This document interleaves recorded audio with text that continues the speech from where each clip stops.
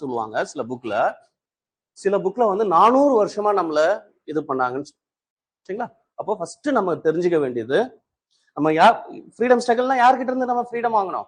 British. அவ்வளவுதான். இப்ப British ruling தான் நம்ம பார்க்க போறோம். சரிங்களா? ஸோ இதுக்கு முன்னாடி தெரியாதனாலும் பரவாயில்ல. பிரிட்டிஷ் ஈஸ்ட் இந்தியா கம்பெனின்னு ஒரு கம்பெனி ஆரம்பிக்கிறாங்க. அது என்ன கம்பெனி? அவனுக்கு என்ன இதுன்னா ட்ரேட் பண்றதுக்காக, அவங்களோட ட்ரெஸ் மெட்டீரியல்ஸ் இதெல்லாம் ட்ரேட் பண்றதுக்காக ஒரு ட்ரேடிங் கம்பெனி. ஒரு ரிலையன்ஸ் வந்து ஃபாரின்ல டிஸ்ட்ரிபியூட் பண்றான். பஜாஜ் வந்து பாத்தீங்கன்னா ஆப்பிரிக்கன் கண்ட்ரி ஃபுல்லா ஆட்டோ வந்து மேனுஃபேக்சரிங் பண்றான். அப்போ பஜாஜ் போய் அந்த ஆப்பிரிக்கன் கண்ட்ரியே பிடிச்சிட்டா, அதுதான் எங்க நடந்தது? நம்ம நாட்டுல நடந்தது. வியாபாரத்துக்கு வந்த ஒருத்தன் 100 பேரோட ஆரம்பிச்ச கம்பெனி. எத்தனை பேரோட ஆரம்பிச்சது? 100 பேர். 100 மெர்ச்சன்ட்ஸ், வியாபாரிகளால ஆரம்பிச்ச கம்பெனி தான் எதுமா? British East India company. எப்ப ஆரம்பிக்கிறாங்க? இது அடிக்கடி கேட்பாங்க. 1600. எப்பமா? 1600 டிசம்பர் 31. பாருங்க, லாஸ்ட் டே ஆஃப் இதுல பிரிட்டிஷ் ஈஸ்ட் இந்தியா கம்பெனி ஆரம்பிச்சது என்னமா? எப்பமா? 1600 டிசம்பர் 31 அன்னைக்கு ஆரம்பிச்சாங்க. இந்தியாவுக்கு சனியம் முடிச்ச நாள் அப்படின்னு வச்சுக்கலாம்.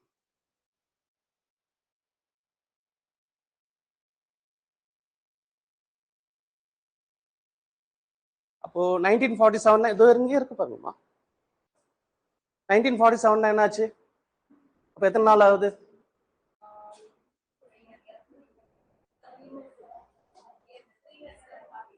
கிட்டத்தட்ட ஆல்மோஸ்ட் 400 இயர்ஸ் நம்ம சொல்றோம். சரிங்களா? இந்த டேட் நம்ம பார்த்து இப்ப என்ன ஆகும்னா 100 வருஷத்துக்கு ரொம்ப முக்கியமா 1757 இதெல்லாம் இந்த டேட்டா எழுதிங்க. British East India company established in the year of 1600 December 31 for 100 merchants அப்படின்னு எழுதிங்க.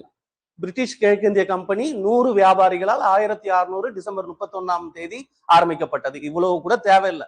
இஎஸ்டிடின்னு போட்டு 1600 டிசம்பர் 31 பை 100 மெம்பர்ஸ் அப்படின்னு போட்டாவே போதும்.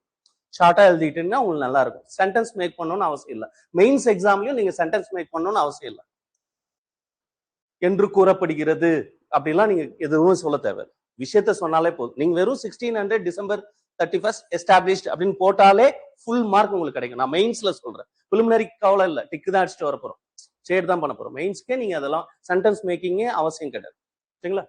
ஓகே. அப்போ இந்த 100 வருஷம் 1857, இந்த 100 வருஷம் 1947, ஆல்மோஸ்ட் 300 இயர்ஸ். இந்த வருஷம் இது ஏன் ரொம்ப முக்கியம்னா பேட்டில் ஆஃப் பிளாசின்னு சொல்லுவாங்க. பிளாசி, பேட்டில் ஆஃப் பிளாசி, பிளாசி போர் சொல்லுவாங்க. 1757ல நடந்தது. பேட்டில் ஆஃப் பிளாசி சொல்லுவாங்க. இது ஏன் ரொம்ப வரலாறுல ரொம்ப முக்கியம்னா பாருங்க, 100 வருஷம் கரெக்டா.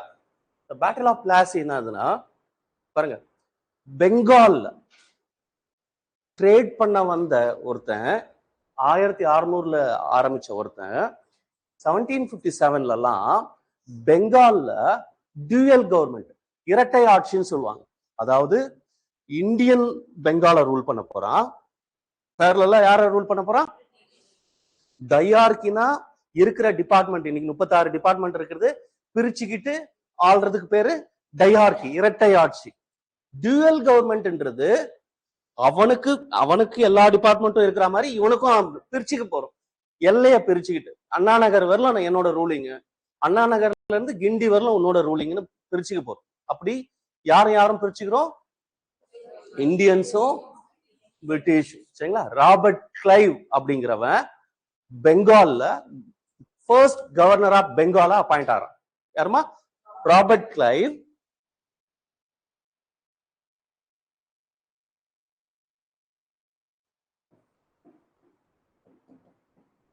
Robert Clive appointed as the first governor of Bengal. He established dual government system. இவர் இரட்டை ஆட்சி முறையை உருவாக்கினார்.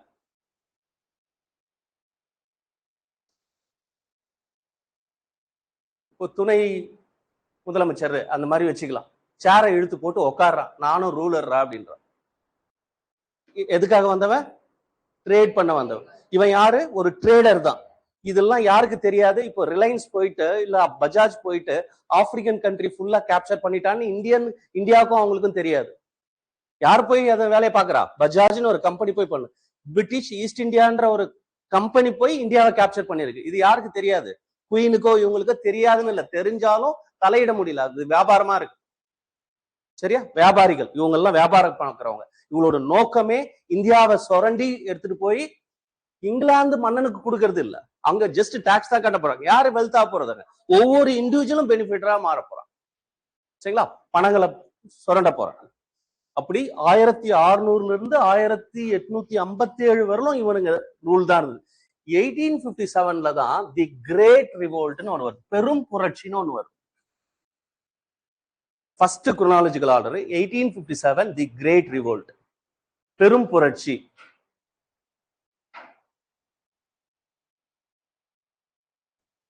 இதுவரையிலும் யாருக்காவது புரியலையாமா? சிம்பிளா சொல்லலாமா? 1600 December 31 British East India company ஆரம்பிக்கிறாங்க. எதுக்காக? வியாபாரம் பாக்குறதுக்காக. எங்க வரானுங்க? இந்தியாவுக்கு வந்து வியாபாரம் பாக்குறாங்க. அப்போ 1757 பிளாசி போர் அப்படின்னு ஒரு போர் நடக்குது. அது உள்ள போய் நம்ம சொல்ல போறோம். ஜூன் மாசம் நடந்தது. அது வெறும் 3 மினிட்ஸ் வார் தான். சரிங்களா? சிராஜ் உத்தவ்லாவை டெஃபீட் பண்ணிட்டு ராபர்ட் கிளைவ் வந்து த்ரோன்ல போய் உக்காந்துருவோம். இதெல்லாம் நமக்குள்ள நடந்த இந்து முஸ்லீம் பிரச்சனை, அண்ணன் தம்பிங்க பிரச்சனை, காட்டி கொடுக்கறது, அவன் கூட இருந்தே முதுகுல குத்துறது, அப்படி இருக்கிற இந்திய புத்தி கெட்டு போனதால நடந்த விஷயங்கள். சரிங்களா? பதவி ஆசைக்காக என்ன வேணாலும் பண்ணுவான் இந்தியன்றதுதான் வரலாறு. சரியா? அதிமுக திமுகவோட கூட்டணி வைக்கும், என்ன வேணாலும் பண்ணிக்கும். அதிகாரம், பணம் சம்பாதிக்கணும், அதிகாரம். மற்றபடி மானம் ரோஷம் ஈனம் எதுவுமே இல்லை. அதான் வரலாறு நமக்கு சொல்லி கொடுத்துரு. சரிங்களா? அதுக்காக பாத்தீங்கன்னா ஃபுல்லா இதுதான். சரிங்களா? மீர் காசிம்னு ஒருத்தன் அவன் த்ரோனுக்கு வரணும்ன்றதுக்காக சிராஜ் உத்தவ்லாவை முதுகுல குத்துனான். சரிங்களா? அது யாருக்கு பெனிஃபிட்டா மாறிச்சு? பிரிட்டிஷ் ஈஸ்ட் இந்தியா கம்பெனி உக்காந்தான், சீட்ல வந்து உக்காந்தான் ராபர்ட் கிளைவ். சரிங்களா? அவனுக்கு தெரியாது இவன் இந்தியாவையே கேப்சர் பண்ண போறான். அப்ப என்ன நடக்குன்னா நிறைய நடந்து 57 அப்புறம் பாத்தீங்கன்னா பக்சார் வார், கர்நாடிக் வார், மைசூர் வார், மராத்தா வார், இப்படி எல்லா ரீஜனும், நேபாள் வார் இப்படின்னு எல்லா ரீஜனையும் கேப்சர் பண்ணிட்டாங்க சண்டை மூலமா. அப்ப இவனை வெளியில அனுப்புறதுக்காக நாம எல்லாரும் சேர்ந்து ஒரு புரட்சி பண்ணோம். அந்த புரட்சி பேரு நம்ம கிரேட் ரிவோல்ட். சரிங்களா? இது வந்து மே 10 அட் மீரட்ல உருவாச்சுது. May 10 at Meerut. Great revolt எங்க எஸ்டாப்ளிஷ், எங்க உருவாச்சு? மீரட்ல. எந்த மாசமா? மே 10 எந்த வருஷம்? 1857. அப்போ மனப்பாடம் பண்ணும். Great revolt May 10 at Meerut. Great revolt May 10 at Meerut. Great revolt May 10 at Meerut 1857. 10 முறை, 100 முறை, 1000 முறை, லட்சம் முறை நமக்கு மனப்பாடம் ஆவற வரலும் சொல்லிக்கிட்டே இருக்கும். சரிங்களா? 1 மார்க் எடுத்து கொடுக்கும். கிரேட் ரிவோல்ட் எங்க எஸ்டாப்ளிஷ் ஆச்சு? மீரட்ல. மே 10 அட் மீரட்ல கிரியேட் ஆச்சு. சரிங்களா? இந்த புரட்சி எதுக்குன்னா பிரிட்டிஷ்க்கு அகைன்ஸ்டா அங்க புரட்சி பண்ணாங்க. இங்க பாருங்க, கலகம், மியூட்டனின்னு ஒண்ணு இருக்கு, ரிவோல்ட்னு ஒண்ணு இருக்கு. புரட்சி, கலகம். வெள்ளூர் கலகம் சொல்லுவோம், வெள்ளூர் மியூட்டனின்னு சொல்லுவோம், பெரும் புரட்சின்னு சொல்லுவோம். 1857 ரிவோல்ட்னு சொல்லுவோம். What is mutiny? கலகம்னா என்ன அப்படின்னா, ஒரு ரீஜன்ல ஒரு பர்டிகுலர் பிளேஸ்ல உருவாகி ஒரு கலகம் ஆயிடுச்சுன்னா அது ஒரு பேர் கலகம். சரிங்களா? நம்ம கூட சொல்லுவோம் அவன் பயங்கரமா கலகம் பண்ணுவான், அப்படின்னா இங்க இருக்கிற விஷயத்த அங்க சொல்லி நமக்குள்ள சண்டை போட வைக்கிறது. இந்த சண்டை பரவி வீடா மாறி, வீடுக்கும் இன்னொரு வீட்டுக்கும் அவங்க வீட்டுக்கும் அந்த ஊருக்கும் இந்த ஊருக்கும் அந்த மாநிலத்துக்கும் இந்த மாநிலத்துக்கும் பரவுதுன்னு வச்சுக்கோங்க, அது பேர் என்னமா? புரட்சி. அப்ப 1857 புரட்சி பாத்தீங்கன்னா லக்னோல, பீகார்ல, ஜான்சில, சென்ட்ரல் ஏஷியா அதான் ஜான்சில, ஜெகதீஷ்பூர்ல இப்படிலாம் பரவ ஆரம்பிச்சிருச்சு. யார டெஃபீட் பண்றதுக்கு? பிரிட்டிஷ் அகைன்ஸ்டா பரவ ஆரம்பிச்சு. அப்படி ஒரு நிகழ்வு இதுக்கு முன்னாடி நடந்தது இல்லை. வெள்ளூர் கழகம்ன்றது வெறும் வெள்ளூர் போர்ட்டுக்குள்ளேயே முடிஞ்சிருச்சு. வெளியில இருக்கிற பப்ளிக் தெரியாது, ரோட்ல போறவனுக்கு தெரியாது உள்ள கழகம் சண்டை நடந்துகிட்டு இருக்கு, 300 பிரிட்டிஷ்காரன் செத்து போயிட்டான்னு தெரியாது. ஒரு ஜெயிலுக்குள்ள அடிச்சுப்பாங்க, வெளியில தெரியாது. சரியா? அந்த மாதிரி இருந்தது. அப்போ புரட்சி வேற, கலகம் வேற, ரிவோல்ட் வேற, மியூட்டனி வேற. இப்போ the great revolt May 10 at மீரட்ல வந்தது. இத என்னன்னு சொல்லுவாருன்னா, வி.டி. சாவர்கர் அப்படிங்கிறவர் the first war of Indian independence சொல்லுவாங்க. முதல் இந்திய சுதந்திர போர் சொல்லுவாங்க. இதுக்கு இன்னொரு பேர் the first war of Indian independence. The first war of Indian independence. Tamil medium முதல் இந்திய சுதந்திர போர் யார் சொல்றாரு? வி.டி. சாவர்கர்.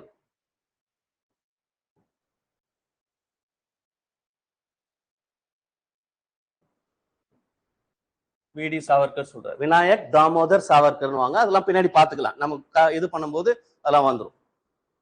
தி great revolt, first war of Indian independence அப்படின்னு சொன்னவர் யாருமா? வி.டி. Savarkar. So first chronological order 1600 December 31st British East India Company established. Second chronological order 17 இல்லனா Plassey, Battle of Plassey, dual government established by Robert Clive. Third 1857 May 10 the first at Meerut the revolt was started. Okay, this revolt is called as first war of Indian independence by வி.டி. Savarkar. வி.டி. Savarkar மூணாவது one line order. இது மறக்கவே கூடாது, நம்ம one line ஒவ்வொன்னா பாக்குறோம். அதுக்கப்புறம் என்ன நடந்ததுன்னா முக்கியமானதுதான் பார்க்க போறோம். சரிங்களா? இங்க பாருங்க, இதெல்லாம் கூட வேண்டாம், இது வேண்டாம், இது எழுதிக்கோங்க. இதெல்லாம் நம்ம 1875ல அதாவது சில அமைப்புகள் உருவாக்குவாங்க. அதாவது ஃப்ரீடம் ஸ்ட்ரகிள்ன்றது 3 ஸ்டேஜ். ஒன்னு பப்ளிக், அவங்களுக்கு ஸ்ட்ரகிள் பத்தி தெரியாது, அவங்க எதுலயும் பண்ண மாட்டாங்க. இன்னைக்கு நாம இருக்கிற மாதிரி இப்போ நீட்டுக்கு எதிராக போராட்டம் நம்ம போய் கலந்துப்போமா என்ன சொல்றேன், ஆனா பேரலா நடந்துகிட்டு இருக்கோம். நம்ம கோயிலுக்கு போயிட்டு வந்திருப்போம், இல்ல கிளாஸ்க்கு போவோம். அப்படிதான் எல்லா சொசைட்டியும் இருந்தது. அப்பயும் அப்படிதான் இருந்தது, ஒண்ணுமே தெரியாது, ஸ்ட்ரகிளை பத்தி ஒண்ணுமே தெரியாது. இப்படி பப்ளிக் இருந்தாங்க. இன்னொருத்தவங்க பாத்தீங்கன்னா இங்க வந்து ஜாதி இருக்கு, மத பிரச்சனை இருக்கு, இன பிரச்சனை இருக்கு, பெண் விடுதலைக்கு எதிராக போராடுற இருக்குது, ஆன்மீக ரீதியா மக்களை ஒன்று தேடுற அமைப்புகள் இருந்தது. ஜக்கி வாசுதேவ் இருக்காரு, ஸ்ரீ ஸ்ரீ ரவிசங்கர், அவங்க குரூப்பே வேற மாதிரி இருக்கும். அமிர்தானந்தா மாயி, அவங்க எல்லாம் போனா என்ன நடக்கும்? நம்ம வாழ்க்கை ஒண்ணும் இல்லை, எதுவுமே தேவையில்லை, அந்த மாதிரி ஒரு குரூப். இந்த பேரலல் கவர்மெண்ட்ல இது நடந்துட்டு இருக்கும். ஒரு பக்கம் பொலிட்டிக்கல் பார்ட்டி ஆரம்பிச்சு இது பண்ணிட்டு இருப்பான், ஒருத்தன் பிசினஸ் பண்ணிட்டு இருப்பான். அப்படிதான் அந்த காலத்திலயும் இருந்தது. இங்க இருக்கிற ஃபீமேல் இன்ஃபான்டிசைடு, பெண் சிசு கொலை பண்றது, விடோஸ் ரீமேரேஜ்க்கு எதிராக, மோனோதிசம் ஒரே கடவுள் கொள்கைக்கு எதிராக சில அமைப்புகள் உருவாச்சு. எப்போ? ஃப்ரீடம் ஸ்ட்ரகிளுக்கு. அப்போ அது எங்க படிப்போம்னா இந்தியன் ரெனேசான்ஸ் அப்படின்ற டாபிக்ல இதை நம்ம படிப்போம். இந்திய மறுமலர்ச்சி இயக்கங்கள் அப்படின்றது உங்க சிலபஸ்ல இருக்கு, அதுல நம்ம இதெல்லாம் படிப்போம். சரிங்களா? அதுல ரொம்ப முக்கியமானது 1875ல ஆரம்பிச்ச தியோசோபிக்கல் சொசைட்டி. 1875ல எஸ்டாப்ளிஷ்மெண்ட் ஆஃப் தியோசோபிக்கல் சொசைட்டி. இந்த வருஷம் தியோசோபிக்கல் சொசைட்டி ஆரம்பிச்சாங்க 1875. சரிங்களா? யார் ஆரம்பிச்சது? பை எங்க ஆரம்பிச்சாங்கன்னா நியூயார்க்ல ஆரம்பிச்சாங்க. அட் நியூயார்க்ல ஆரம்பிச்சது, அமெரிக்கால ஆரம்பிச்சாங்க, நியூயார்க்ல ஆரம்பிச்சாங்க. சரிங்களா? யார் ஆரம்பிச்சதுன்னு பாத்தீங்கன்னா ஆல்காட் அப்படிங்கிற ஒருத்தரும், மேடம் பிளவாட்ஸ்கி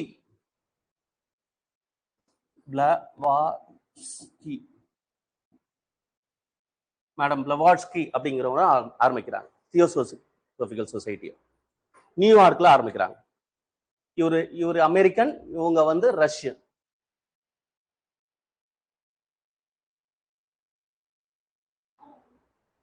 ஆல்காட் வந்து அமெரிக்கர், பிளவாட்ஸ்கி வந்து ரஷ்யா.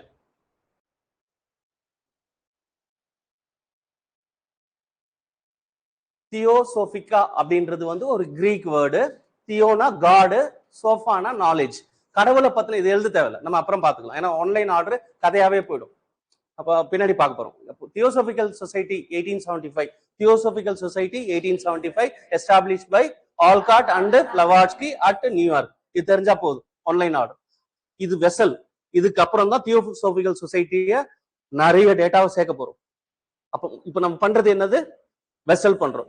என்ன தெரியணும் நமக்கு? தியோசோபிக்கல் சொசைட்டி எந்த வருஷம் ஆரம்பிச்சாங்கன்னு தெரியணும், 1870. யார் ஆரம்பிச்சதுன்னு தெரியணும், ஆல்காட்டும் பிளவாட்ஸ்கியும் ஆரம்பிச்சதுன்னு தெரியணும். அதுக்கப்புறம் தியோனா என்ன, சோஃபானா என்ன, அவங்க எப்ப இந்தியாவுக்கு வந்தாங்க, அதோட மெம்பர் என்ன, அனிபெசன்ட் எப்படி வந்தாங்க, அவங்க என்னென்ன காலேஜ்லாம் ஆரம்பிச்சாங்க, தியோசோபிக்கல் சொசைட்டியோட எய்ம் என்ன, கோல் என்ன, what are the contribution to the freedom struggle, இதெல்லாம் அந்த பானையில போட முடியும். உங்களுக்கு தியோசோபிக்கல் சொசைட்டியே எதுன்னு தெரியாம அது உள்ள எடுத்து போய் போட்டீங்கன்னா தெரியாது, மூளைக்கு தெரியாது. சரிங்களா? அதுக்குதான் ஆன்லைன் ஆர்டர். நம்ம பண்றதெல்லாம் என்னதுமா? வெசல். அப்போ உங்களுக்கு இது நல்லா தெரியணும். ஸோ தியோசோபிக்கல் சும்மா சொல்றேன், தியோனா கடவுள், சோஃபானா நாலேஜ், கடவுளை பத்தின நாலேஜ், கடவுளை பற்றிய அறிவை உருவாக்குற ஒரு அமைப்பா எது உருவாச்சுமா? Theosophical society. எந்த வருஷம்? 1875. யாரு? Olcott and Blavatsky. Olcott from America, Blavatsky from Russia. சரிங்களா? ரஷ்யால இருந்து ஆரம்பிச்சாங்க. சரிங்களா? இது ஒரு பக்கம். இதே வருஷம் இந்தியால 1875ல இதே வருஷம் இந்தியால ஒரு மிகப்பெரிய தியோசோபிக்கல் சொசைட்டி மாதிரியே ஒரு பெரிய அமைப்பு உருவாச்சு, ஆரிய சமாஜ். ஆரிய சமாஜ். ஆரிய சமாஜ் இதை ஆரம்பிச்சது யாருன்னா சுவாமி தயானந்த சரஸ்வதி. சுவாமி தயானந்தா சரஸ்வதி ஆரம்பிச்சார் ஆரிய சமாஜ். டிஏவி ஸ்கூல்ஸ் இருக்கு. டிஏவி ஸ்கூல் கேள்விப்பட்டிருங்க. தயானந்தா ஆங்கிலோ வேதிக் ஸ்கூல் தான் டிஏவி ஸ்கூல்ஸ். இதெல்லாம் இந்த அமைப்பால உருவாக்கப்பட்டது தான். இவங்க வந்து India for Indians, go back to Vedas, சத்தியமேவே ஜெயதே, நிறைய சுயபாஷா, சுயதர்மா, சுயராஜ்யா, நிறைய விஷயங்களை பழப்பினாங்க. சரிங்களா? சுத்தி மூவ்மெண்ட் மாறினாங்க. யாரெல்லாம் கிறிஸ்டியானிட்டிக்கு மாறிட்டாங்களோ, யாரெல்லாம் இஸ்லாம் மாறிட்டாங்க, இவரோட நோக்கம் என்னன்னா சுத்தி movement. those who are converted to mother religion to other religion again he converted to mother religion. சரிங்களா? யாரெல்லாம் இங்க இந்தியாவில பிறந்தாலே அவங்க இந்துவா தான் இருந்திருக்கணும், ஏதோ ஒரு காரணத்துக்காக தான் அவங்க என்னவா மாறி இருப்பாங்க, இஸ்லாமா மாறி இருப்பாங்க, இல்ல கிறிஸ்டியனா மாறி இருப்பாங்க. அப்போ அவங்களை திரும்ப எந்த மதத்துக்கு கன்வெர்ட் பண்ணோம்? தாய் மதத்துக்கு கன்வெர்ட் பண்ணோன்றது ஆரிய சமாஜ். சரிங்களா? இந்தியா ஃபார் இந்தியன்ஸ் அப்படின்னு சொன்னாங்க. சரிங்களா? இதெல்லாம் நம்ம உள்ள போய் பார்க்க போறோம். ஆரிய சமாஜோட ரோல் பெரிய ரோல். நல்லது கெட்டது நம்ம படிக்கும்போது ஏத்துக்கணும். புரியுதுங்களா? இப்ப இதுல போய் மனசுல போய் நம்ம நான் இந்து அப்ப இந்து தான் உயர்வு அப்படிலாம் நினைச்சுக்க கூடாது. சரிங்களா? இது வந்து நம்ம அகாடமிக்கா பாக்குறோம், உள்ள போய் பார்க்க கூடாது. இல்லைன்னா மத வெறி வந்துடும், ஜாதி வெறி வந்துடும். சரியா? ஒரு ஆபீசர்ஸ்க்கு இதெல்லாம் இருக்கக்கூடாது. வரவன் வந்து ஏழையா பணக்காரனா அவனுக்கு செய்யலாம், பெனிஃபிஷியரா இல்லையான்னு தான் பார்க்கணுமே தவிர அவன் இந்துவா கிறிஸ்டினா முஸ்லீமா பார்த்துட்டீங்கன்னா உங்க அதிகாரத்தை என்ன பண்ணுவீங்க? மிஸ்யூஸ் பண்ணுவீங்க. 90% ஆஃப் தி ஹையர் அபிஷியல்ஸ் கட்டாயமா ஜாதி பாக்குறான், மதம் பாக்குறான். ஆனா அவன் உங்களை மாதிரியே படிச்சுதான் வரான். அந்த படிப்பு அவனுக்கு வரும் எதையுமே உருவாக்கல, வெறும் டேட்டாவை மட்டும் உள்ள பண்ணிட்டு எக்ஸாம்ல வாந்தி எடுத்துட்டு அதிகாரியா போயிடுறான். சரியா? அப்படிலாம் நம்ம இருந்தா நம்மளை நாமே ஏமாத்திக்கிற மாதிரி இருக்கும். சரிங்களா? ஸோ தியோசோபிக்கல் சொசைட்டிக்கு அப்புறம் அதே வருஷம் 1875ல இந்தியாவில ஆரம்பிச்சது ஆரிய சமாஜ் ஆரம்பிச்சாங்க. சரிங்களா? சுவாமி தயானந்த சரஸ்வதி ஆரம்பிச்சார். சரிங்களா? சரிங்களா? இவரோட இவரை வந்து என்னன்னு சொல்லுவாங்கன்னா மார்ட்டின் லூதர் கிங் ஆஃப் இந்தியான்னு சொல்லுவாங்க. Martin Luther king.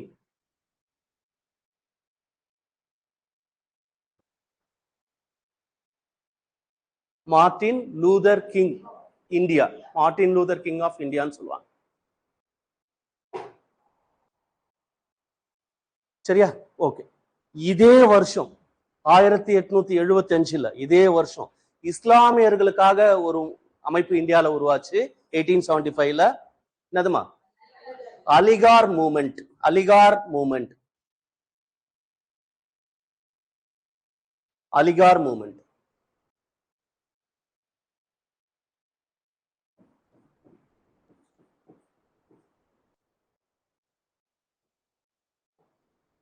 Aligarh movement ஆரம்பிச்சாரு சர் சையது அகமது கான். சர் சையத் அகமது கான் ஆரம்பிச்சார். சர் சையத் அகமது கான். இவங்க எல்லாம் இஸ்லாம்ல இருக்கிற சையத் அகமது கானுக்கு பர்தா போடுறதை எதிர்த்தார் அவர். இஸ்லாமிய பெண்கள் எதுவும் அணியக்கூடாது, பர்தா அணியக்கூடாதுன்னு எதிர்த்தார். அதுக்கப்புறம் நிறைய ஃபீமேல் இன்ஃபான்டிசைடை எதிர்த்தார். சரிங்களா? இன்டர்காஸ்ட் மேரேஜை ஆதரிச்சார்.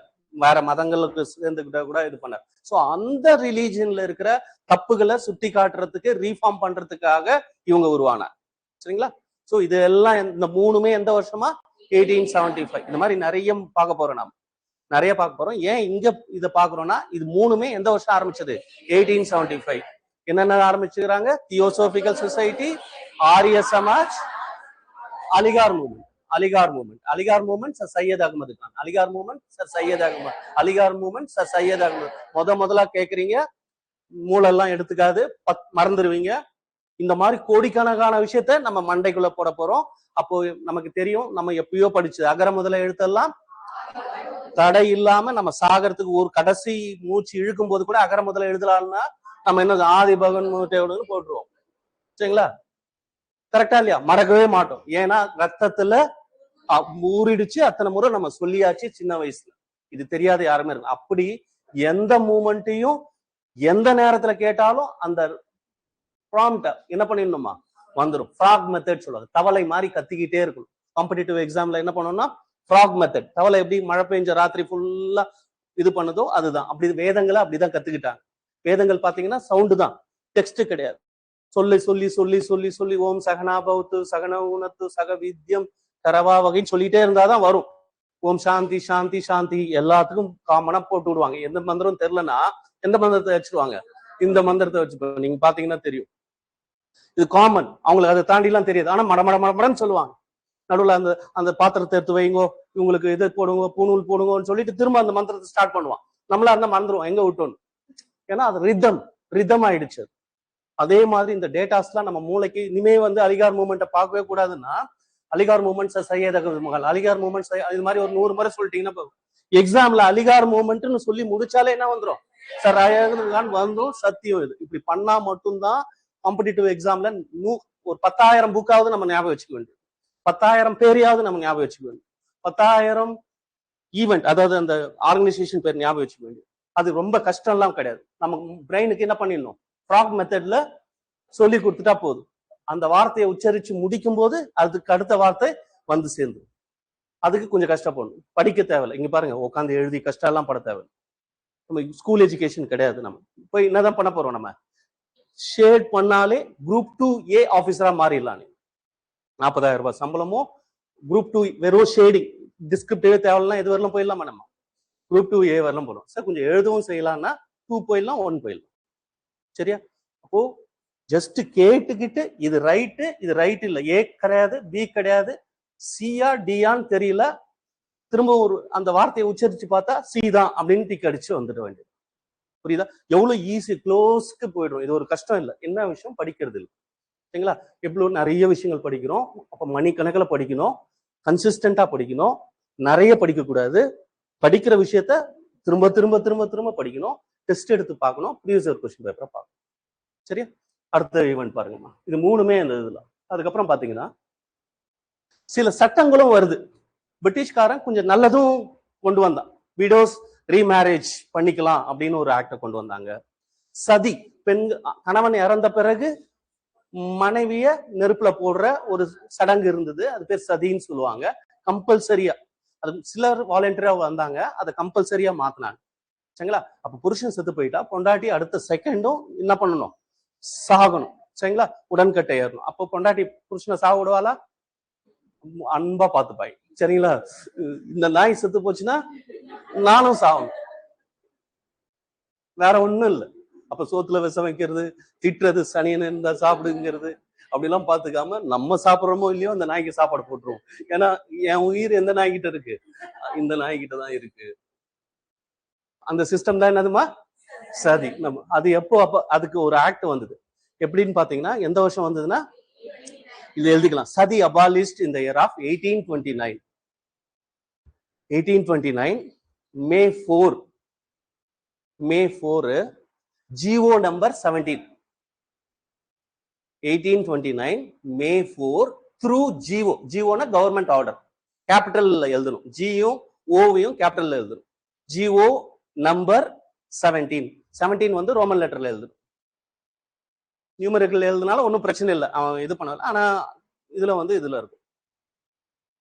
இன்னைக்குமா அபாலிஷ் பண்றாங்க சதிய? 1829 மே மாசம் 4ஆம் தேதி எந்த அரசாணை? GO number 17. ஜிஓனா தமிழ்ல அரசாணை, அரசு ஆணை போடுது. இதுக்கப்புறம் யாராவது கணவன் செத்து போன பிறகு சதி நடக்குது, அதாவது மனைவிய உடன்கட்டை ஏத்துறீங்கன்னு தெரிய வந்தா அவங்களுக்கு மரண தண்டனை கிடைக்கும். டெத் பெனாலிட்டி, கேபிட்டல் பனிஷ்மெண்ட்னு சொன்னாங்க.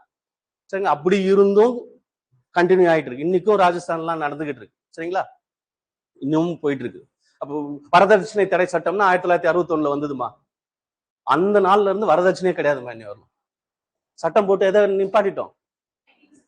1961 வந்ததுமா வரதட்சணை தடை சட்டம்னு. அதுல இருந்து இன்னி வரணும் வரதட்சணை கிடையாது. இந்தியன் கவர்மெண்ட் என்ன பண்ணிச்சு?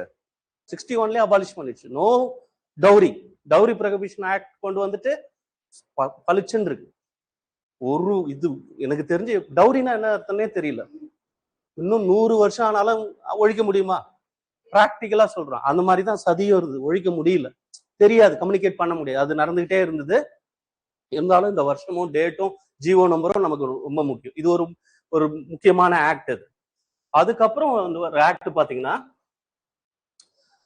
1876ல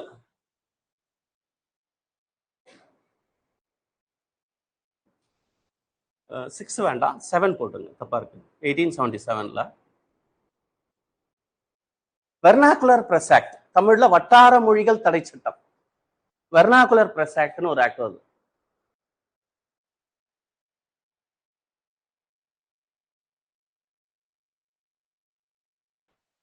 இதை கொண்டு வந்தது யாருன்னா லிட்டன். லிட்டன் இவர் ஒரு வைஸ்ராய்.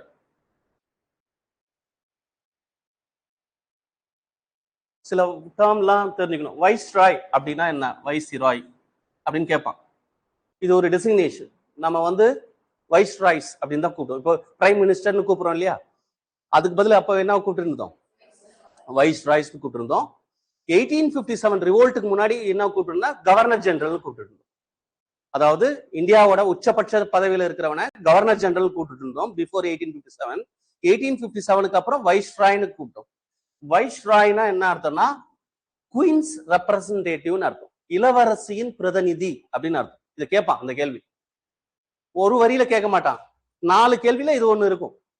இப்ப இனிமே எந்த கொஸ்டின் வராது, சிங்கிள் லைன் கொஸ்டின்ஸ் வராது, ஒன் லீனியர் கொஸ்டின் வராது. 4 விஷயம் கொடுப்பான். அதுல எது ராங் எது ரைட்னு கேட்பான். 1 4 ரைட்டு, 1 3 தப்பு அப்படிலாம் இருக்கும். சரியா? எந்த கொஸ்டின் வராது? ஒன் லீனியர் கொஸ்டின் வந்து ஒரு 3-4 வருஷம் ஆகுது. அதுக்கு முன்னாடி ஈஸி. 2012 13 14 15 எல்லாம் வந்தீங்கன்னா இவ்வளவு நேரம் படிக்க தேவையில்ல, 6 மாசம் போதும். ஏன்னா இதுதான் கேள்வி, ஒரு வரியா கேட்பான். சதி ஒழிச்சது அப்போ 1829, அவ்வளவுதான், அது ஒரு கேள்வி முடிஞ்சிச்சு. இப்ப அப்படி கேட்க மாட்டான். 4 ஆக்ட கொடுத்துட்டு எது ரைட்டுன்னு கேட்பான். அதுல ஒரு மைனூட்டா ட்விஸ்ட் வச்சிருப்பான்.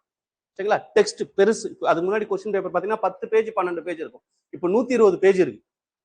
கொஸ்டின் பேப்பரை வெறும் 120 பேஜ் முடிக்கிறதுக்கு, படிச்சு முடிக்கிறதுக்கே 1.5 மணி நேரம் ஆயிடும், ஜஸ்ட் ரீட் பண்ணாலே.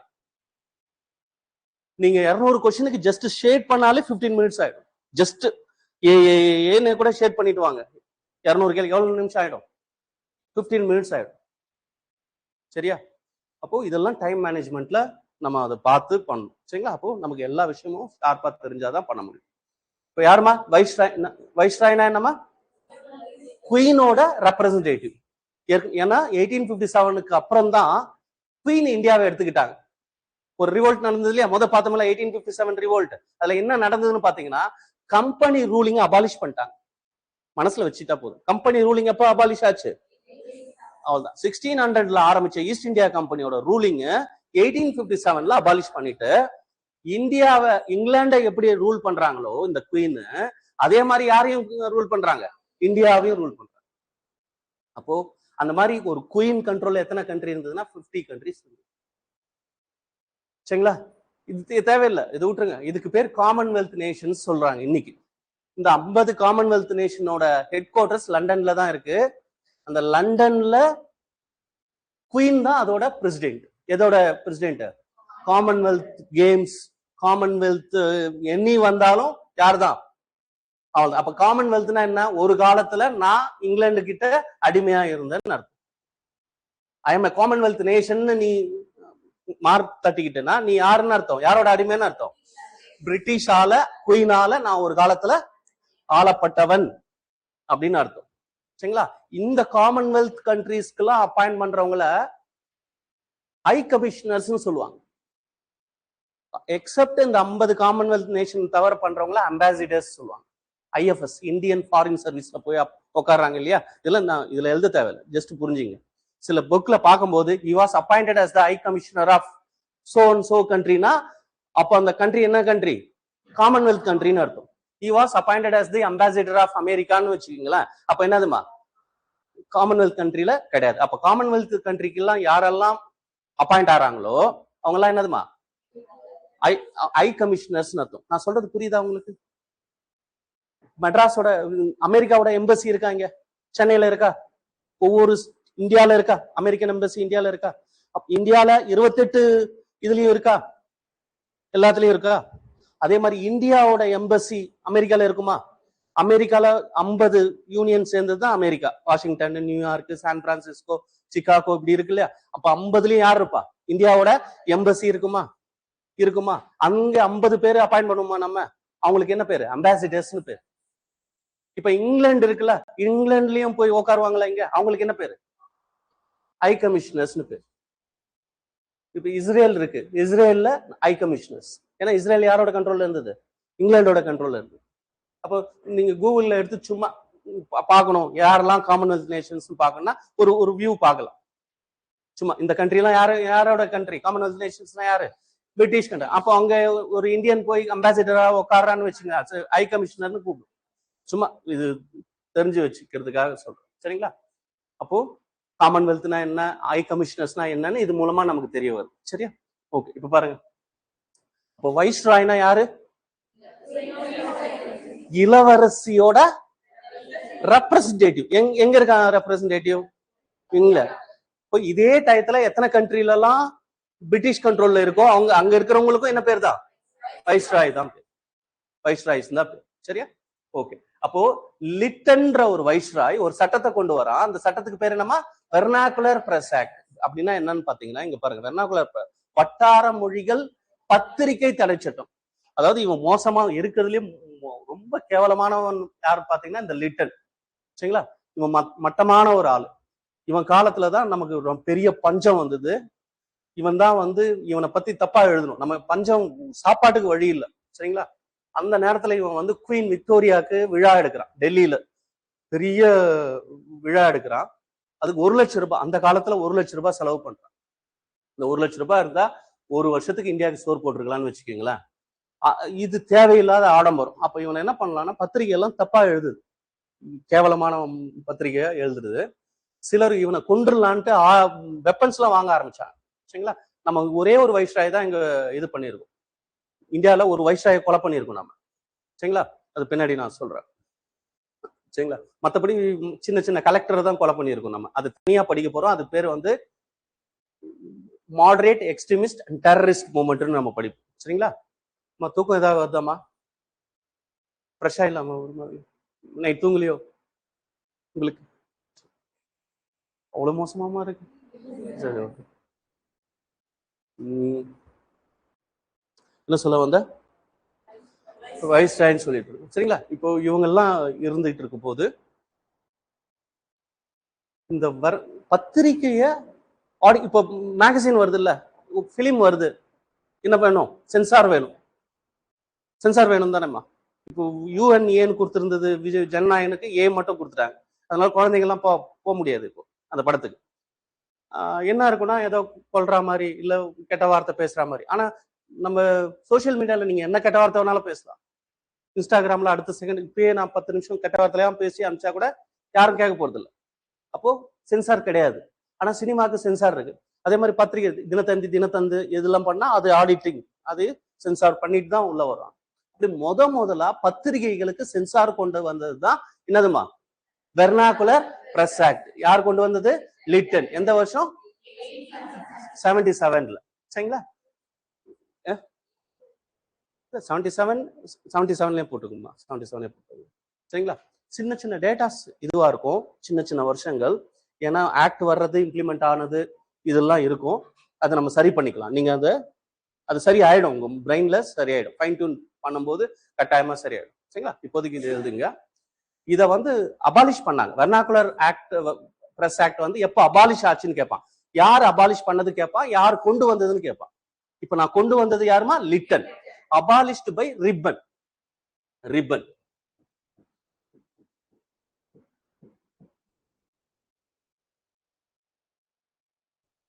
Abolished by Ripon. இது எந்த வருஷம்? 1882ல. 1882ல vernacular press act abolished by Ripon. Ripon எங்கள் அப்பன் சொல்லுவோம். ரிப்பன் எங்கள் அப்பன் சொல்லுவோம். இவர் தான் father of local self government. பிராக்கெட்ல ரிப்பன் எப்பெல்லாம் வராரோ உள்ளாட்சி துறைகளின் தந்தை. இன்னைக்கு 3 tier சிஸ்டம் ஆஃப் இந்தியா இருக்குது. ஒன்னு சென்ட்ரல் கவர்மெண்ட், ஒன்னு ஸ்டேட் கவர்மெண்ட், இன்னொன்னு லோக்கல் கவர்மெண்ட். இந்த லோக்கல் கவர்மெண்ட்டை கிரியேட் பண்ண பர்சன் யாருன்னா ரிப்பன். அதனாலதான் ரிப்பன் எங்கள் அப்பன்னு சொல்லுவோம் நம்ம. சரி, குட் மேன் இவரு. ஸோ பின்னாடி பார்க்க போறோம் சரிங்களா. ரிப்பன் வந்து father of who called as Martin Luther King of India? Swami Dayananda. Who called as father of local self-government? Ribbon. சரிங்களா.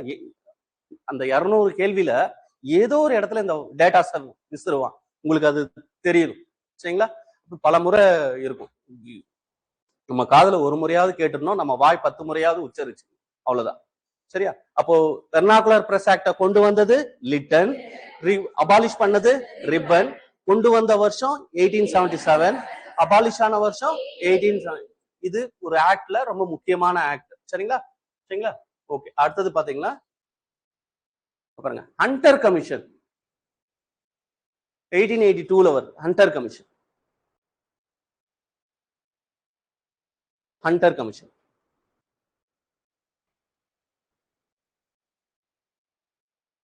ரெண்டு ஹண்டர் கமிஷன் இருக்குமா. இப்போ இந்த ஹண்டர் கமிஷன் வேணா எழுதிக்கங்க. 1919ல ஒரு ஹண்டர் கமிஷன் போடுறாங்க. ஜாலியன் வாலாபாக் டிராஜடின்னு ஒண்ணு கேள்விப்பட்டிருப்பீங்க எல்லாரும். நம்ம படிப்போம் ஜாலியன் வாலாபாக் படுகொலை அப்படின்னு ஒன்று நடந்தது. அது ஏன் நடந்தது, அது யார் பண்ணா, அது சரியா தப்பான்னு இன்வெஸ்டிகேட் பண்றதுக்காக ஒரு கமிஷன் அப்பாயிண்ட் பண்ணோம். அந்த கமிஷன் பேரும் ஹண்டர் கமிஷன் தான் சரிங்களா. அதுவும் ஹண்டர். இந்த ஹண்டருக்கு வேணா WW ஹண்டர் இவர் பேர்.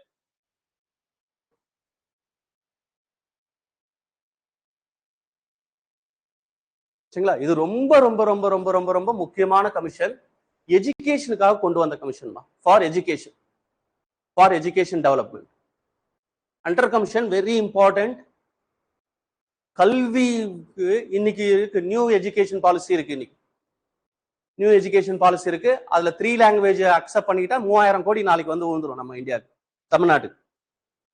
3 லாங்குவேஜ் கம்பல்சரி எல்லாம் சொல்லல. இங்க பாருங்க, தமிழ் எடுத்துக்கலாம், இங்கிலீஷ் எடுத்துக்கலாம், one of the Indian language. Maybe Tamil or Hindi, Telugu, Kannada, Malayalam எது வேணாலும் எடுத்துக்கலாம். ஆனா நாங்க எடுத்துக்க மாட்டோம்னு சொல்றோம். இது நம்ம தமிழ்நாடு ஏத்துக்கல. இப்படி ஏத்துக்கிட்டா அதோட டெவலப்மெண்ட்டுக்காக 4000 கோடி ரூபாய் 3 வருஷமா பெண்டிங்ல இருக்கு. விஜய் கவர்மெண்ட் என்ன பண்ணணும்னு தெரியாது. போய் கடந்து வந்திருக்கும் பல எஜுகேஷன் கமிஷனை நம்ம கடந்து வந்திருக்கோம். அதுல ஃபர்ஸ்ட் முதல்ல 1813ல 1813ல எழுத வேண்டாம், ஞாபகம் வச்சு. இப்பதான் எஜுகேஷனுக்காக 1 லட்சம் ரூபாய் தரான். பிரிட்டிஷ்காரன் நமக்கு எவ்வளவு தரான்? 1 lakh rupees பட்ஜெட்ல ஸ்பெண்ட் பண்றான். 1 லட்சம் ரூபாய். அதுக்கு முன்னாடி படிப்பே கிடையாது நமக்கு. 4 வர்ணாசிரமம் தான். யாரு? பிராமணாஸ் படிப்பாங்க, சத்ரியாஸ் படிப்பாங்க. வைஷ்யாஸும் சூத்ராஸும் படிக்க முடியாது. வைஷ்யர்கள்னா வியாபாரம் பாக்குறவங்க, சூத்ரர்கள்னா விவசாயம் மத்த எல்லா தொழில் அது கீழே இருக்கிற வேலைகள்லாம் பாக்குறவங்க. பிராமணர்னா எஜுகேஷனுக்காகவே பிறந்தவன். சத்ரியானா வாரியர்ஸ், மன்னரா இருப்பான். அப்ப மன்னர் படிக்கலாம். அடுத்தது யாரு படிப்பா? பிராமணர். இப்ப நீங்க இந்த கதைகள்லாம் கேட்பீங்க, நம்ம கர்ணன் கதையெல்லாம் கேட்பீங்க. அவர் வந்து யாருக்கிட்ட போயிருப்பாரு? பரசுராமர் கிட்ட போயிருப்பாரு. வண்டு தொலைச்சு வெளியில வந்துடும். அவர் யாருக்கு மட்டும்தான் சொல்லிக் கொடுப்பாருன்னா பிராமணர்களுக்கு மட்டும்தான் சொல்லிக் கொடுப்பாரு. சத்திரியர்களை அழிக்கணும்னே அவர் வாழ்ந்துகிட்டு இருக்கிறவர். அப்போ இந்த வலிய இல்ல ஏண்டா எழுப்ப வேண்டிய ஒரு குரு எழுப்ப வேண்டியதானே. ஒரு வண்டு தொலைச்சு வெளியில வந்திருக்கு, ரத்தம் வந்து அவர் எழுந்துச்சுப்பாரு. அப்போ இது சத்தியமா ஒரு பிராமணனுக்கு இந்த வலி பொறுக்கிற ஆற்றல் கிடையாது. இது வந்து மாமிசம் சாப்பிட்டு எக்ஸசைஸ் பண்ற உடம்பு தான் இந்த வலியை தாங்கும். அப்ப நீ யாருன்னு உண்மையை சொல்லு அப்படின்றதுதான் என்ன சொல்லுவார்? நான் சத்திரியன், என் நண்பனுக்காக போய் சொன்னேன். அப்போ உனக்கு கடைசி நேரத்துல அந்த பிரம்மாஸ்திரம் மறந்து போயிடும். இதெல்லாம் வந்து கிளைக்கதைகள், இதெல்லாம் கலந்தது சரிங்களா. அப்போ யாருக்கு எஜுகேஷன் கிடையாது, மற்றவங்க எல்லாம் கிடையாது. ஒன்லி யார் தான் படிக்க முடியும்? பிராமின்ஸ், இவங்க தான் படிக்க முடியும் இந்த பீரியட்ல. அதுக்கப்புறம் கிறிஸ்டியானிட்டி மிஷினரிஸ் வந்தது, கிறிஸ்துவ சமயப்புறப்பு குழுக்கள் உள்ள வந்தது. அவங்க தான் என்ன பண்ணாங்கன்னா, யாரும் கவலை கிடையாது, என்ன பண்ணிக்கிட்டாங்க, எல்லாரையும் படிக்க வச்சாங்க. ஆனா அதுல ஒரு இது இருந்தது, முடிஞ்சா இன்னும் மாறிட்டாங்க, கிறிஸ்டியனா கன்வர்ஷன் பண்ண ஆரம்பிச்சாங்க. ஆனா எஜுகேஷன் எல்லாருக்கும் கொடுத்தாங்க. ஸோ அப்போ எஜுகேஷனுக்காக பிரிட்டிஷ் கவர்மெண்ட்னு சொல்ல முடியாது, அவனுங்க யாரு? பிரிட்டிஷ் ஈஸ்ட் இந்தியா கம்பெனி 1 லட்சம் ரூபாய் பண்ணாங்க. இந்த வரிசையில 1882ல வந்த கமிஷன், ஹண்டர் கமிஷன் ரொம்ப ரொம்ப முக்கியம். முக்கியமா என்ன பண்ணாங்கன்னா, எஜுகேஷனை டெவலப் பண்றதுக்கு இந்த கமிஷன் இருந்தது. எந்த வருஷம் ஹண்டர் கமிஷன் வந்தது? 1880. இதை அப்பாயிண்ட் பண்ணவரும் ரிப்பன் தான். 1882னா ரிப்பன் பீரியட்.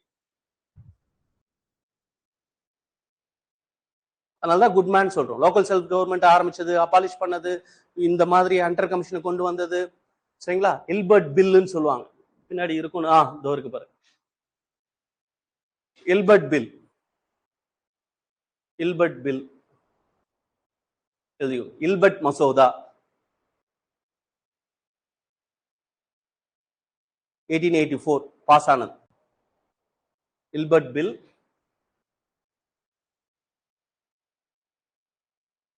இதெல்லாம் யார் பண்ணதுமா? ரிப்பன் ஒருத்தர் போல்டர்ல போட்டா, லோக்கல் செல்ஃப் கவர்மெண்ட் அவர் தான் ஆரம்பிச்சாரு. வெர்னாகுலர் பிரஸ் ஆக்ட் அவர் தான் அபாலிஷ் பண்ணாரு. எஜுகேஷனுக்காக அண்டர் கமிஷன் அவர் தான் அப்பாயின்ட் பண்ணாரு. இல்பர்ட் பில்னா என்னன்னு சொல்றேன் பாருங்க, புரிஞ்சுக்கலாம். இல்பர்ட் பில் அடிக்கடி கேட்பான், மேட்ச் அப்படின்னு கேட்பான், எது ராங்லி மேட்ச் அப்படின்னு கேட்பான். இந்த பக்கம் வைஸ்ராய் கொடுத்துட்டு இந்த பக்கம் அவங்க பண்ண ஒர்க் அப் கொடுத்துருப்பான். அப்ப இல்பர்ட் பில்லுக்கு எதிராக லிட்டன்னு கொடுத்துருப்பான். அப்ப அது என்ன மேட்ச் இல்லம்மா, ராங்லி மேட்ச். அது அங்க என்ன வரணும், ரிப்பன் வரணும், சரிங்களா? இப்போ இந்த மாதிரி எல்லாம் கூட கேட்பாங்க. இல்பர்ட் பில்னா என்னன்னு நான் சொல்றேன். பில்லு என்ன ஆகணும், பாஸ் ஆகணும். பில் பாஸ் ஆகணும்னா ஆக்ட் அசென்ட் ஆகணும். ஒரு மசோதா, முதல் மசோதாவை தாக்கல் பண்ணுவாங்க. மசோதா 2 அவையிலும் பாஸ் ஆனா அது பில் பாஸ்ன்னு சொல்லுவாங்க. அதுக்கப்புறம் குடியரசுத் தலைவர் கிட்ட போவோம். குடியரசுத் தலைவர் சைன் போட்டா ஆக்ட் ஆச்சுன்னு அர்த்தம். அப்ப அந்த சட்டத்தை எண்ணிய தேதியில இருந்து ஆக்டா மாத்தலான்ட்டு ஒரு டேட் இம்ப்ளிமெண்ட் பண்ணுவாங்க. 4 விஷயம் இருக்கு ஒரு சட்டம் நம்ம கைக்கு வருது, சரியா? இந்த இப்போ சொல்றேன். இப்ப இந்த மாதிரி 4 விஷயங்களை வச்சுட்டு நம்ம ஸ்கூல் புக்ல என்ன போட்டிருப்பான், பில் பாஸ் ஆன டேட்டை கொடுத்துருப்பான், இல்ல அசென்ட் ஆன டேட்டை கொடுத்துருப்பான், இல்லைன்னா இம்ப்ளிமெண்டட் டேட்டை கொடுத்துருப்பான். அப்போ வேரி ஆகும். முறை படிக்கும் போது ஒரு டேட்டை படிச்சிருவோம். அப்புறம் நானே வந்து என்ன சொல்லுவேன்னா, இது இருக்கும். இப்போ நம்ம என்ன பண்ணிக்கலாம், ஒவ்வொன்னா ஃபைன் பண்ணிக்கலாம். அப்படிதான் இந்த எந்த ஆக்ட், இல்பர்ட் பில்லோட முடிஞ்ச ஆக்ட் ஆகல. நான் வெர்னாகுலர் பிரஸ் ஆக்ட் இருக்குல்ல, இது பில்லோட முடிச்சிட்டோம் பாருங்க. இன்னும் ஆகல, அது ஆக்ட் ஆகல, ஆகவே இல்லை. பில்லுலயே முடிஞ்சிச்சு, அசென்டே நடக்கல. ஏன் நடக்கலன்னு சொல்றேன் பாருங்க. பாருங்க, பிரிட்டிஷ் கிரிமினல், இந்தியன் ஜட்ஜ். நான் ஜட்ஜ் ஆனா இந்தியன். அவன் யாரு, பிரிட்டிஷ்காரன் யாரு, ஆனா அவன் யாரு, கிரிமினல். பிரிட்டிஷ்காரன் ஆனா கிரிமினல். நான் அவனை போய் இன்வெஸ்டிகேட் பண்ண முடியும், அவனுக்கு பனிஷ் பண்ண முடியாது. எப்படி? அப்ப இந்தியர்களோட நிலைமைய பாருங்கம்மா. நான் ஜட்ஜு, பிரிட்டிஷ் கிரிமினல். அவன், நான் என்ன பண்ண முடியாது, அவனுக்கு பனிஷ் பண்ண முடியாது, அந்த கேஸையே நான் எடுத்துக்க முடியாது. இல்ல, பிரிட்டிஷ் கிரிமினலை இந்தியன் ஜட்ஜ் இன்வெஸ்டிகேட் பண்ணலாம், அவனுக்கு பனிஷ் பண்ணலாம் அப்படின்னு ஒரு சட்டத்தை எழுதினவர் தான் யாரு, ரிப்பன். ஆனா எதுலயே அது ஒத்துப்பானுங்களா?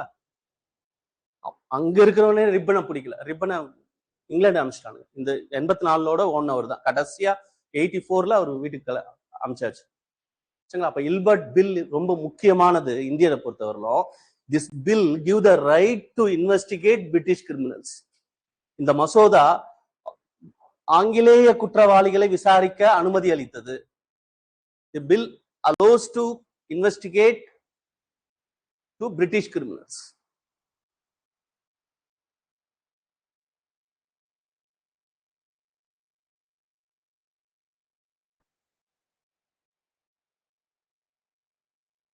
இப்போ சும்மா நோட்டை பார்க்காம குரோனாலஜிக்கல் ஆர்டர் பார்க்கலாம்.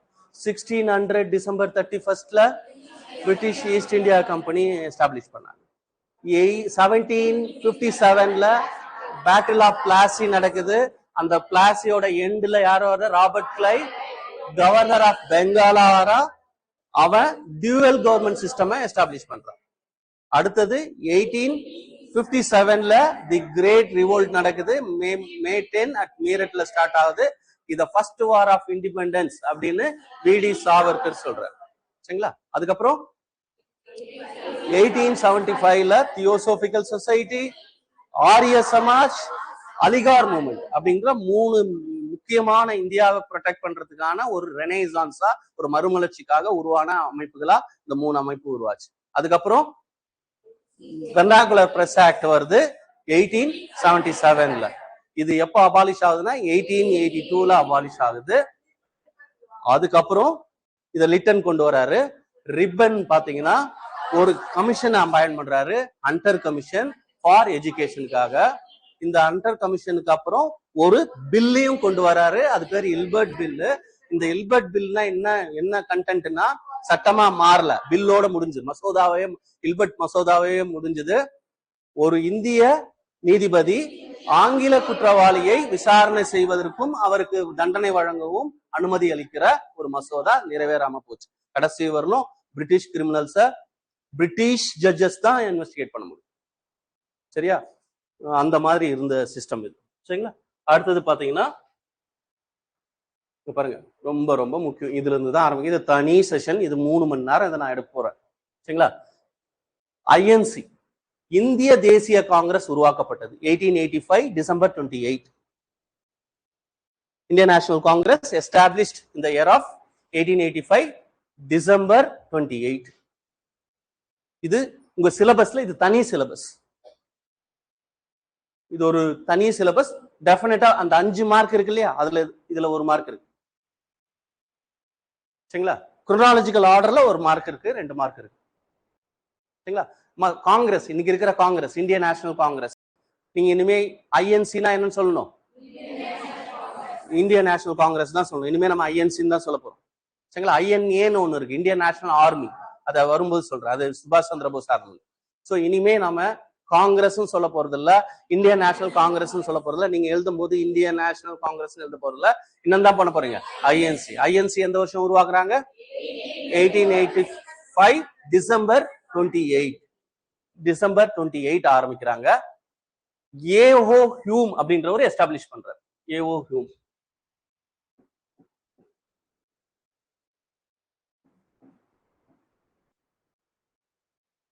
Full name Allan Octavian.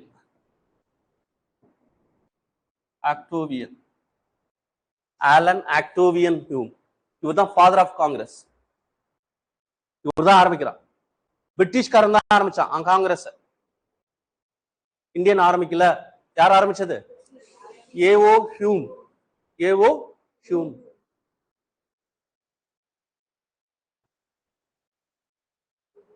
இப்போ உங்களுக்கு வாழ்நாள் முழுக்க இந்த டூலை யூஸ் பண்ணுங்க. ஒரு ஆப்ஷன்ல ஒரு நேம், யார் எஸ்டாப்ளிஷ் பண்ணாங்கன்னு ஒரு நேம் வரும்போது தெரியல, இப்ப நான் ஒன்னு சொல்றேன்.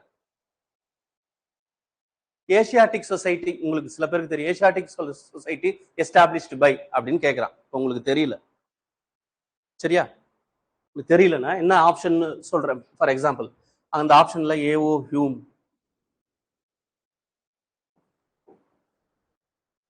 என்ன சொசைட்டி ஆரம்பிக்கிறாங்க? Asiatic society. யார் ஆரம்பிச்சது அப்படின்னு கேட்கிறான். ஏஓ ஹியூம், லிட்டனு, ரிப்பனு அப்படின்னு கொடுக்குறான்னு வச்சுக்கோங்களேன். அது ஆரம்பிச்சது வந்து வில்லியம் ஜோன்ஸ். சரிங்களா? William Jones, sir Peter William Jones. எப்பவுமே ஒரு ஆப்ஷன்ல ஒருத்தரோட பேர் கொடுக்கும்போது ஃபுல் நேமா கொடுப்பான். இந்த மாதிரி நேம் கொடுக்க மாட்டான். என்னதான் கொடுப்பான்? ஆலன் ஆக்டோவியன் ஹியூம் அப்படின்னு தான் கொடுப்பான். அப்போ நீங்க ஆப்ஷன்ல பாத்தீங்கன்னா லென்த்தியஸ்ட் நேம் வரும். சரியா? திரும்ப சொல்றேன், எந்த ஒரு ஆப்ஷன்லும் எது லென்த்தியஸ்ட் ஆப்ஷனோ அதுதான் ஆன்சர். ஒரு டெக்ஸ்ட் பாக்குறீங்க, ஒரு டெக்ஸ்ட் இதோட முடிஞ்சிருது, ஒன்னு ரொம்ப லென்த்தா போயிட்டு அடுத்த லைன் வந்து முடியுது, அடுத்த டெக்ஸ்ட் நார்மலா இருக்குது, அது ஒரு கொஞ்சம் நார்மலா இருக்கு. ஒரு பி ஆப்ஷன் மட்டும் பெருசா போய் சுத்திட்டு வந்து 3 லைன்ல வந்து நிக்குதுன்னு வச்சுக்கோங்க. எது ஆப்ஷன்? பி தான். எந்த சாமி கிட்டையும் நீங்க கேட்க வேண்டாம். சரியா? டிக் அடிச்சுட்டு வந்துடலாம். எந்த கண்டிஷன்ல நமக்கு அந்த தெரியாது. ஏ அடிக்க போறேன், பி அடிக்க, நம்ம பரம்பரைக்கே தெரியாது. எல்லாரும் கூப்பிட்டு உட்கார வச்சு வாங்க கொஸ்டின் பேப்பரை சால்வ் பண்ணலான்ட்டு உட்காந்தாலும் நமக்கு தெரியாதுன்னா கவலையப்பட வேணாம். என்ன அடிச்சிடலாம்? Lengthiest option. ஏன்? என்ன விஷயம்? ஒரு தப்பான விஷயத்துக்கு பெரிய ஆப்ஷனை செட் பண்ணவே முடியாது. சின்ன சின்னதா தான் ஆப்ஷன் செட் பண்ண முடியும். அப்போ ஒரு சரியான விஷயத்துக்கு தான் அந்த விஷயம் தப்பாயிடக்கூடாது. நாளைக்கு என்ன கேள்வி கேட்டக்கூடாது. கொஸ்டின் செட்ற கேள்வி கேட்பாங்க. எக்ஸாம் எழுதி முடிச்சிட்ட பிறகு சேலஞ்ச் பண்ணலாம். ஆன்சர் கீயை நீங்க சேலஞ்ச் பண்ணலாம். சேலஞ்ச் பண்ணும்போது 7 மெம்பர்ஸ் கமிட்டி வந்து அதை இன்வெஸ்டிகேட் பண்ணும், இதுக்கு சரியான ஆன்சரான்ட்டு. அப்போ யாரெல்லாம் சேலஞ்ச் பண்றாங்களோ அந்த சேலஞ்சஸ் எல்லாம் எடுத்து அதுக்கான ஆப்ஷன் இதையும் வைக்கணும், நம்ம ப்ரூஃபும் வைக்கணும். வைக்கும்போது ஆமா இது தப்பான ஆன்சர் இது அப்படின்னு சொல்லிட்டு அந்த ஆன்சர் ஏற்கனவே டிஎன்பிஎஸ்சி கொடுத்த ஆன்சர் ஏவா இருந்ததுன்னா இல்ல ஏ கிடையாது, சி தான் ஆப்ஷன் மாத்துவாங்க, இல்ல ஏவும் ரைட்டு சியும் ரைட்டுன்னு மாத்துவாங்க, இல்ல அந்த கொஸ்டினே டெலிட் பண்ணிடுறேன்னு சொல்லுவாங்க, இல்ல அதுல ஏபிசிடி எது டிக் பண்ணியிருந்தாலும் ஆல் ரைட்னு சொல்லுவாங்க.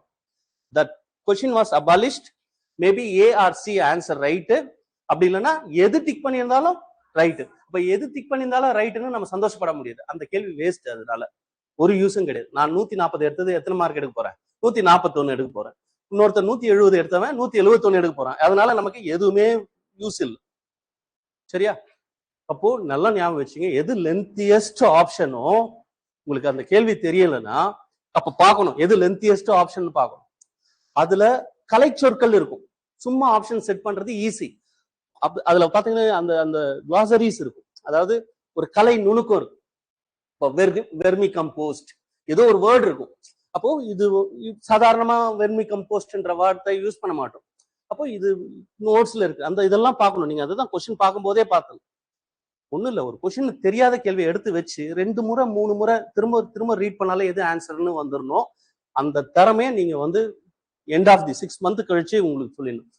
நீங்க ப்ராக்டிக்கலா நானே லோட் பண்றேன், நீங்களே அந்த கொஸ்டினை படிச்சுட்டு எது ஆன்சர்னு சொல்லுங்க. நீங்க அது வரலும் பார்க்கவே தேவையில்லை, அது எந்த கேள்வியாகவும் இருக்கணும். அது சிஏ கொஸ்டினை கூட நான் அப்லோட் பண்றேன், சார்ட்டர்ட் அக்கௌண்ட் கொஸ்டினை அப்லோட் பண்றேன். அந்த ஃப்ரேமிங்கை பார்த்துட்டு இதுதான் சார் ஆன்சரா இருக்கணும்னு உங்களாலேயே சொல்ல முடியும். புரியுது? அந்த அறிவு வந்துச்சுன்னா நம்ம ஏன் தெரிஞ்ச கேள்வியை போய் தப்பு பண்ண போறோம்? தெரியாத கேள்வியை நம்ம சரி பண்ண போறோம். சரியா? அப்போ ஆப்ஷன்ல நேம் வந்ததுன்னா definitely initial A dot O dot ஹியூம்னு கொடுக்கணும். அப்படி இல்லைன்னா ஃபுல்லா கொடுக்கணும். அந்த பேரை 4 பேரை படிக்கும் போதே ஒருத்தனோட பேரு மட்டும் இனிஷியலோட பக்காவா கொடுத்திருந்தா, மத்தவங்களாம் சாதாரணமா கொடுத்திருந்தா கேள்வி எதுதான் அதுதான் ஆன்சர், அதுதான் ஆன்சர்னு தெரிஞ்சுக்கணும். இல்ல எனி ஆப்ஷன் லென்த்தியஸ்டா போயிட்டு வருதுன்னா அதுதான் ரைட்டு. அசசன் அண்ட் ரீசன் வரும், கூற்று காரணம்னு வரும். தெரிஞ்சா ரைட்டானது போடுங்க, தெரியலையா both right and right explanation. என்னதுமா? Both right explanation. 100 கொஸ்டின்ல 10 கேள்வியில இருந்து 15 கேள்வி வரணும், எது வரும்? அசசன் ரீசன் வரும். 10 to 15 கொஸ்டின், 100 கேள்வியில 15 கேள்வி கூற்று காரணம் வரும். 15 கேள்வி சர்வே, இது தப்பு இல்லை. 15 கேள்வியில 12 கேள்வி எதுதான்? Both right explanation. நமக்கு எத்தனை தான் தப்பாகும்? 3 தான் தப்பாகும். தெரியவே இல்லை, எப்போதான் இந்த டூலை யூஸ் பண்ணோம்? தெரியவே இல்லை அப்படின்னா எனக்கு தெரியாது. அப்ப எடுக்கும் போதே என்ன பண்ணணும்? அப்போ தெரியாத கேள்வியை விட்டுட்டு அடுத்த கேள்வி ஷேட் பண்ண ஆரம்பிக்கணும். அதுல போய் உட்காந்து சண்டை போட்டு இதை முடிச்சுட்டு தான் அடுத்த கேள்வி போகணும்னு அவசியம் கிடையாது. அப்ப தெரிஞ்ச கேள்வி மட்டும் மடமடன்னு போட்டாலே ½ an hourலாம் நம்ம சரியாயிடும், ½ an hourலாம் நம்ம தெளிவாயிடலாம். அப்ப தெரியாது எவ்வளவு இருக்கும்? 40 50 இருக்கும். இந்த 40ல எவ்வளவு கொஸ்டின் நம்ம ரைட் பண்ண போறோம்? செகண்ட் டைம் நீங்க படிக்கும்போது ஓ இந்த கேள்வி எப்படி மிஸ் பண்ணிட்டு போனேன், இது தெரியுமே எனக்கு அப்படின்ட்டு ஆன்சர் வந்துடும்.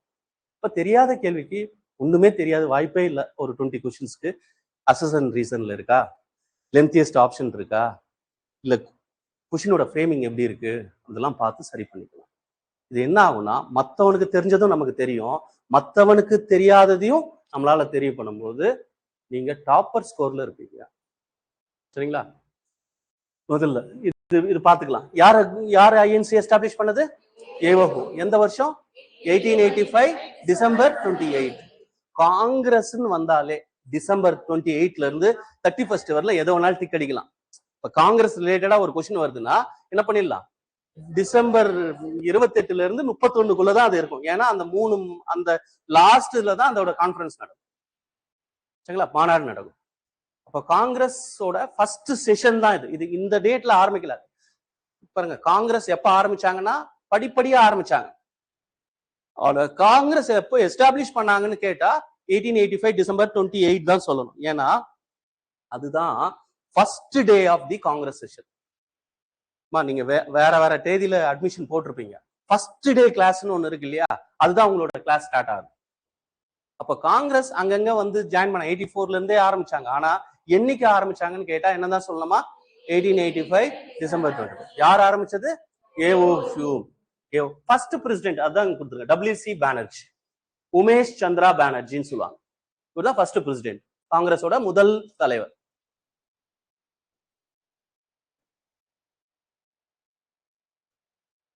காங்கிரஸோட ஃபர்ஸ்ட் பிரசிடென்ட் யாருமா? WC பானர்ஜி, உமேஷ் சந்திர பானர்ஜி ஒரு அட்வொகேட், இவர் ஒரு கிறிஸ்டியன், அட்வொகேட் கிறிஸ்டியன். ஏன் மதம் சொல்றேன்னா காரணம் இருக்கு பின்னாடி புரியும். ஏன்னா காங்கிரஸ் போட்ட 4 பேருமே பிராமின்ஸ் இல்லாத, இந்து மதத்தை இல்லாதவங்களை தான் போட்டாங்க அடுத்து வந்த. சரியா? ஓகேவா? திரும்ப உங்களுக்கு இன்னொரு சொல்றேன்.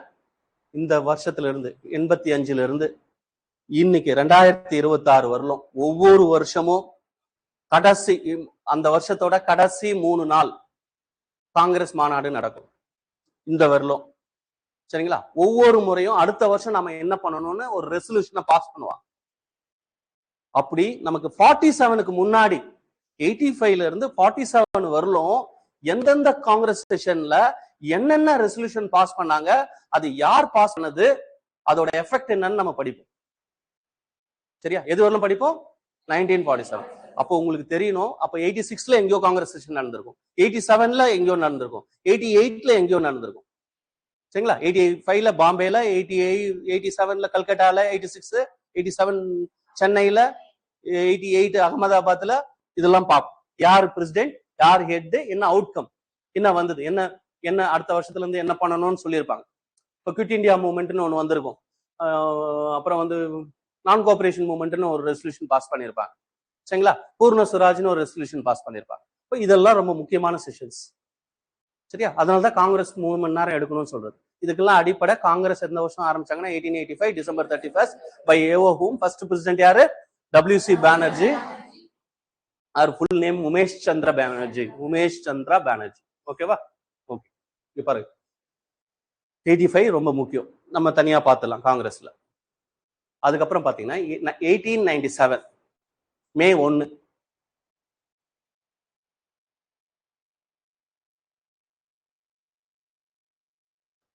மே 1 அட் பேலூர், வெஸ்ட் பெங்கால்ல இருக்கு.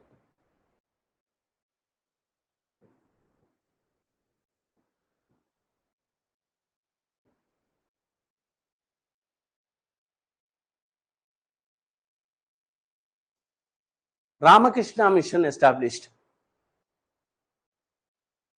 எப்படி தியோசோபிக்கல் சொசைட்டியோ, எப்படி சுவாமி தயானந்த சரஸ்வதி ஆரிய சமாஜோ, எப்படி அலிகார் மூவ்மெண்டோ, அந்த மாதிரி இதுவும் ரொம்ப முக்கியம். ராமகிருஷ்ணா மிஷன் எந்த வருஷம் எஸ்டாப்ளிஷ் பண்றாங்க? 1897. எந்த இடத்துல? பேலூர். எங்க இருக்கு பேலூர்? மேற்கு வங்காளத்துல இருக்கு. யார் எஸ்டாப்ளிஷ் பண்றது? சுவாமி விவேகானந்தா. சுவாமி விவேகானந்தா.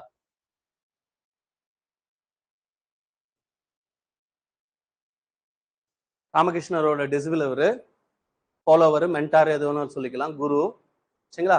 எப்பவுமே தன்னோட பேரை தான் எடுத்துப்பாங்க, தானே தான் வச்சுப்பாங்க. விவேகானந்தா மிஷன் வச்சிருக்கலாம். ஆனா யார் பேர்ல வச்சாரு? ராமகிருஷ்ணா மிஷன் வச்சாங்க. சரிங்களா? ஸோ இதெல்லாம் வந்து ரொம்ப அந்த காலத்துல இதெல்லாம் ஒரு பெரிய இது பண்ணு. ஆனா ராமகிருஷ்ணருக்கு எழுத படிக்கவே தெரியாது. நான் உங்களுக்கு சொல்லியிருப்பேன், விவேகானந்தருக்கு காந்த அறிவு, ஒரு புக் அப்படி பார்த்தாலே மண்டைக்குள்ள போயிடும். தாய்மொழியே பேச தெரியாது. யாருக்கு? ராமகிருஷ்ணர். அவர்கிட்ட இவர் குருவா போய் அவரையே குருவா வச்சுக்கிட்டாரு. ஏன்னா நாங்கெல்லாம் படிச்சுட்டு பேசுறோம், அவர் பேசுறது எல்லாமே ஒரு படிப்புன்னு சொன்னார். சரிங்களா? தான் குருவை பயங்கரமா மதிச்சவர் யாருமா? விவேகானந்தர். அதுக்காக அவரோட பேர்ல ராமகிருஷ்ணா மிஷன் அப்படின்ற பேர்ல 1897ல பேலூர்ல மே